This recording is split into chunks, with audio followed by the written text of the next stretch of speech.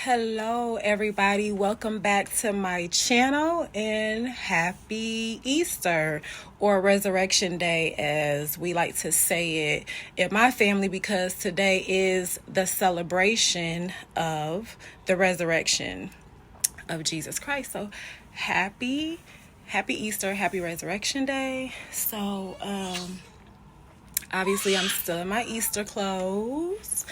If you hear noise in the background, I am at my son's grandmother's house and I'm currently cooking for the entire family. So anyway, just wanted to come and check in with you guys today and do another Diddy update. So in the latest breaking news, after Diddy's homes were raided, his sons were then taken into custody along with the assistants. So my personal thoughts on the situation, like just listening to the feds speaking with Diddy, and it was also released to the public that at the time that the feds were speaking to Diddy in the infamous footage that we saw, as it appeared to be him fleeing with his two twin daughters, the feds also spoke to the twin daughters separately. So I think that was cause for anxiety because, whenever the kids are separated from the parents' influence, it's always a rise for concern, if you doing some dirt and you got something going on, right? So my intuition tells me that, I don't know, I personally feel in my heart that what is being perceived and shared with us in the media is not exactly what's actually playing out in reality. And what I mean by that is, I think I might have mentioned it in my first video as well, that I honestly feel like, okay, think about this. Diddy, over the course of 20 or 30 years, he's been doing all this scandalous behavior. He has also been hiding, they said over 250 cameras, hidden cameras, were found in his house, on his properties. So think about it. It's Diddy.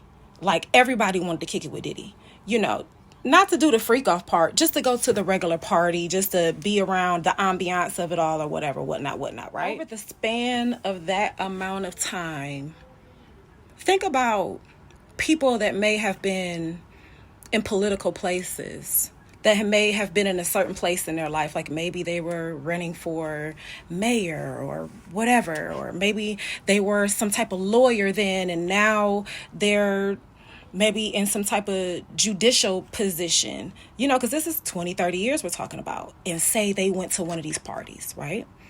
And they're like, oh shit, he has 250 cameras and I could possibly be on film. Think about all the people, all the entertainers, the athletes, like I said, politicians and people that are in high places that may have attended Diddy's freak off. Do you really think that they're going to let all of this footage just go to the feds? The feds are confiscating evidence. They're not looking for evidence to turn in. If you honestly feel like they're turning in evidence with all of these people, do you honestly think that these people who now may have a certain level of authority and they have the same connections that he does with law enforcement, that they're going to let all of this information get leaked to the public, to you and I, common folks, to find out? And now they're mentioning people like royalty, the royal family, because see, you have to understand, sex trafficking is a multi-billion trillion dollar industry, just like the pharmaceutical companies. Why do you think that after all of these years and all the things that we've heard, it is a situation that has never been cracked? It's a crime that has never been dissolved or resolved, or however it is that you want to say it. It's never been rectified. It's never been extrapolated out of our society. Why is that? Because it's money in that. And anything that money is attached to, big money. Like every now and then. This is why we still have sex trafficking. It's for the same reason, after all this time, we're still dealing with let's say, sickness and disease, because the health insurance companies work in cahoots with the pharmaceutical companies. I'm saying that to say, not to get off track, but everything works in conjunction with each other when you're talking about what's profitable to our society and how our world works. So going back to sex trafficking, which they say that Diddy is a part of, and not just the adults or the 15 and 16-year-old girls, we're talking about kids and children. They're not going to let that come out. They are not going to expose, just like we ain't even really seen who completely was on the original list for the Epstein Island. And we'll never know. And we'll never know. We can hear rumors, but we'll never know the truth. I just wanted to just weigh in on that, because, we cannot be deceived by the things that we're seeing in the media, what is being shared with us in the media, because the media is controlled by the elite.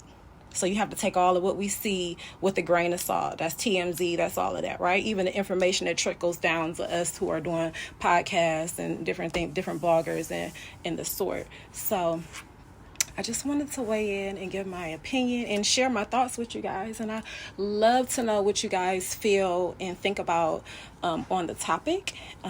So please like, comment, and subscribe. Oh, before I go. Now, I know I do have this little mark right here on my nose because I was doing my makeup in a car on the way to church. But yeah, I was rushing. We were behind, and I was doing my makeup in a car on the way to church. So, I bumped my nose with some eyelash glue. So, F it. But yeah, some of you guys are being rude in the comments, talking about my appearance. I intentionally went on there not trying. After a full days of work, what do you look like after a full days of work? I didn't even have my hair combed. Didn't care. That was intentional because my purpose wasn't on here to be anybody's beauty queen. My purpose was to deliver a message. Okay? So let's just keep it cute in the comments, because a lot of you say things hiding behind avatars that are faceless. Okay? So let's keep it cute, okay? And be respectful. I leave the comments there because honestly, I don't give a fuck what you think at the end of each and every day. So yeah, I'm on YouTube. I have very thick skin. There is nothing that you can say to hurt my feelings, okay? Because if we turn this camera around on you, don't see. I don't even going there and stooping down to low vibrational people who like to be little internet trolls and say negative things. You didn't have one comment about the actual content. You only care about the way that I looked.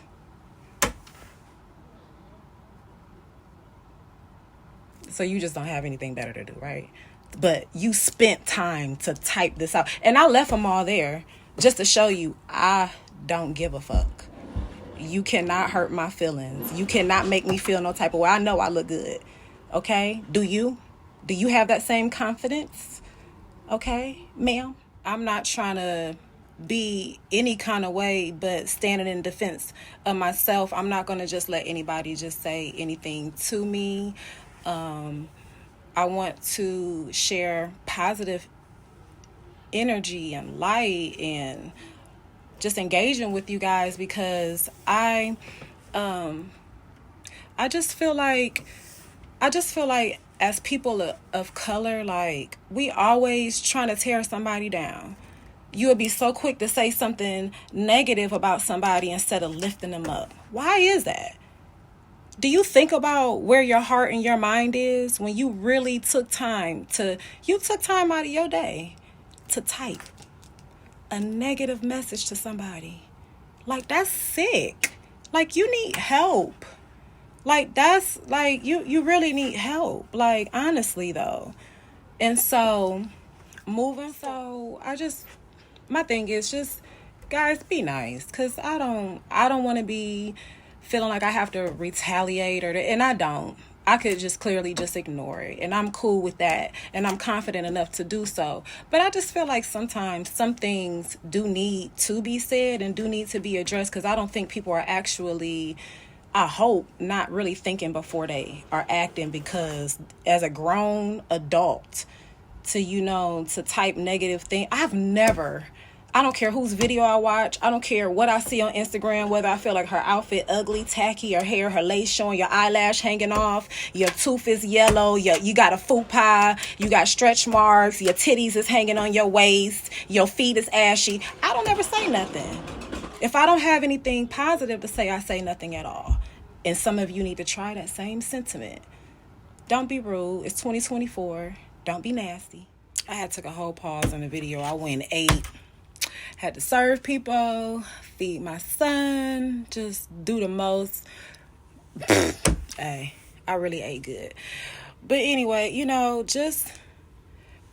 I think we all could try to be nice and be kinder to each other. And I think that when we focus more on being positive, especially towards, our own culture, our own ethnic group, we tear each other down. And I think that is very unnecessary. And I think that, we're already almost halfway into the year, but it's still a new start. And it's still, you can have a new perspective and do some things differently, but I feel like no positive things are going to come to you when you put out negativity. So, emit the light, be positive, uplift each other. And I thank you and I appreciate all of you guys for tuning in. You guys are awesome. I hope you had an amazing Easter Resurrection Day, a good weekend. I hope you guys have, an amazing start to your week.